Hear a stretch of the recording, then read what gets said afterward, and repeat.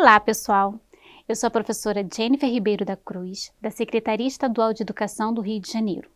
A videoaula desse bimestre fala sobre os fundamentos da genética, o sistema BO, o fator RH e a eritroblastose fetal. Genética é a parte da biologia que estuda os genes e os mecanismos que garantem a hereditariedade. Desde a antiguidade, o homem busca entender como ocorre a transmissão das características de um ser para o outro. As primeiras ideias sobre hereditariedade eram bastante simples e apenas afirmavam que os filhos eram semelhantes aos pais, sem entender o mecanismo por trás dessa constatação. Considera-se que a ciência genética iniciou com os experimentos e leis propostas por um monge chamado Gregor Mendel, em um trabalho publicado em 1866. Mendel esperava, com o desenvolvimento de seus trabalhos com ervilhas, entender por que o cruzamento entre híbridos gerava descendentes tão diferentes. Segundo alguns autores, com esses trabalhos, Mendel pretendia criar formas de desenvolver plantas híbridas que conservassem características importantes para a agricultura. Para a realização de seus trabalhos, Mendel escolheu ervilhas e analisou 7 características: o tamanho da planta, alta ou baixa, a textura da semente, lisa ou rugosa, a forma da vagem, inflada ou comprida, a cor da vagem, verde ou amarela, a cor da flor e a posição da flor. A escolha da planta foi essencial para o sucesso de suas pesquisas, uma vez que a ervilha apresenta fácil cultivo, várias sementes e ciclo reprodutivo curto. Uma das leis propostas por Mendel em seu trabalho foi a segregação dos fatores, conhecidas hoje por genes. Segundo o pesquisador, cada pessoa apresenta um par de fatores para cada característica, que se separa no momento da formação dos gametas. No momento da fecundação, os gametas do pai e da mãe juntam-se, levando consigo suas características. Mendel contribuiu de maneira grandiosa para os estudos da genética e, por isso, é considerado hoje o pai dessa ciência. Os trabalhos desse pesquisador, no entanto, ficaram esquecidos por muitos anos, sem nenhuma utilização. Entretanto, em 1900, os pesquisadores Correns, Chesmak e De Vries redescobriram independentemente os trabalhos de Mendel ao estudar plantas híbridas. Esses 3 botânicos contribuíram para a aceitação das ideias de Mendel e para o início dos estudos genéticos em humanos. Outro trabalho que merece destaque é o de Morgan. Morgan estudou a mosca drosófila e compreendeu que a transmissão de algumas características era determinada pelo sexo. Seu trabalho deu enfoque especial às mutações e sua transmissão para os descendentes.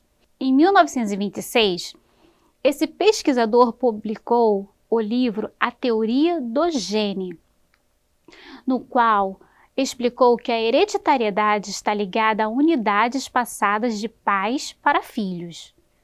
Anos depois, a genética passou por um grande avanço com a descoberta de que o DNA seria a estrutura-chave que carregava a informação genética. Entre os vários trabalhos com essa molécula, destacou-se o de Watson, Crick, Wilkins e Franklin, em 1953, que demonstrou a estrutura da dupla hélice do DNA.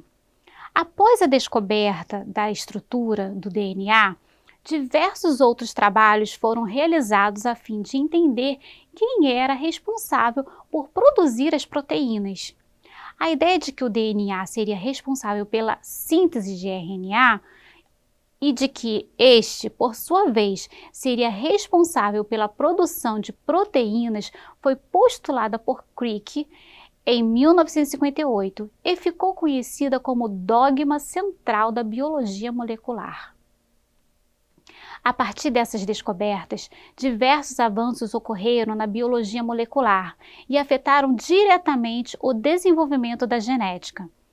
Entre esses importantes avanços, destaque-se a técnica do DNA recombinante, que se caracteriza pela capacidade de isolar um trecho de DNA e colocá-lo em uma bactéria a fim de produzir cópias desse trecho. Com isso, foi possível fazer com que organismos produzam substâncias de interesse econômico. O avanço da genética modificou completamente o mundo atual, tornando possível, por exemplo, criar clones, alimentos transgênicos resistentes às pragas, realizar testes de paternidade e solucionar crimes, mapear doenças e realizar aconselhamento genético. Os termos que devemos compreender seguem na tabela a seguir. Os cromossomos são filamentos de DNA e proteínas que têm um conjunto de genes. Os cromossomos homólogos são pares herdados pelos genitores, com estrutura, comprimento, localização e quantidade de genes semelhantes. Os genes são trechos de DNA responsáveis pela determinação de características hereditárias, pois contém a informação para a produção de um RNA funcional, ou seja, que possibilite a produção de uma proteína. O locus gênico é o local do cromossomo onde encontra-se um gene. Os genes alelos são genes que ocupam o mesmo locus em cromossomos homólogos, atuam sobre as mesmas características. O homozigoto ou a linhagem pura são dois genes iguais, mesmo alelo em dose dupla, para determinada característica. O heterozigoto ou linhagem híbrida são dois alelos diferentes para a mesma característica. O gene dominante seria o gene quando o mesmo em dose simples determina o fenótipo, ou seja, se manifestem em homo ou heterozigose. O gene recessivo só se manifesta quando em homozigose. Em heterozigose, fica inativo. O cariótipo é o conjunto de cromossomos de uma célula. Na espécie humana, o cariótipo normal é 46XX ou 46XY. O genótipo seria o patrimônio genético de um indivíduo, o conjunto total de cromossomos. O fenótipo é a expressão do genótipo aliada à influência do ambiente ou não. No início do século XX, o médico austríaco naturalizado norte-americano Karl Landsteiner verificou a existência de uma incompatibilidade sanguínea entre certas pessoas. Ele descobriu que, quando amostras de sangue de diferentes pessoas eram misturadas, em certos casos as hemácias se aglutinavam, isto é, juntavam-se formando aglomerados. Em 1902, Landsteiner e seus colaboradores conseguiram classificar o sangue humano em 4 tipos, denominados grupo A, B, AB e O. Este último originalmente denominado grupo 0, mas o termo O está consagrado pelo uso. Landsteiner concluiu que a incompatibilidade entre os grupos sanguíneos deve-se a uma reação imunológica entre substâncias dissolvidas no plasma sanguíneo e substâncias presentes na membrana das hemácias. Ele chamou as substâncias aglutinadoras de aglutininas e as substâncias aglutinógenas da membrana das hemácias de aglutinogênios. O sistema ABO compreende 2 tipos de aglutinogênios, o A e o B. e 2 tipos de aglutininas, o anti-A e o anti-B, com distribuição mostrada a seguir. Uma pessoa portadora de determinada aglutinina não pode receber sangue cujas hemácias tenham aglutinogênio que reajam a essa aglutinina. Pessoas do grupo sanguíneo A que têm aglutinina anti-B no plasma não podem receber sangue do tipo B, nem do tipo AB, pois estes contêm em suas hemácias aglutinogênio B. Da mesma forma, pessoas do grupo sanguíneo B que têm aglutinina anti-A no plasma não podem receber sangue do tipo A nem do tipo AB, pois ambos contêm em suas hemácias o aglutinogênio A. Pessoas do grupo sanguíneo AB que não têm aglutininas no plasma podem receber qualquer tipo de sangue, A, B ou O, sendo por isso chamadas de receptores universais quanto ao sistema ABO. Por outro lado, pessoas do grupo sanguíneo O que têm os 2 tipos de aglutininas no plasma só podem receber sangue de seu próprio grupo. Entretanto, como os portadores de sangue O não apresentam nenhum dos 2 aglutinogênios, A ou B, em suas hemácias, eles podem doar sangue a qualquer pessoa de outro grupo do sistema ABO, sendo por isso chamados de doadores universais. Os 4 fenótipos do sistema ABO são determinados por um gene com 3 formas alélicas, portanto, um caso de alelos múltiplos. Os 3 alelos do gene são denominados isão A, isão B e izinho. O alelo isão A determina a presença do aglutinogênio A na membrana da hemácia. O alelo isão B determina a presença do aglutinogênio B. E o alelo izinho não determina a presença de nenhum desses 2 aglutinogênios. Observe a tabela como fica o fenótipo e o genótipo do sistema ABO.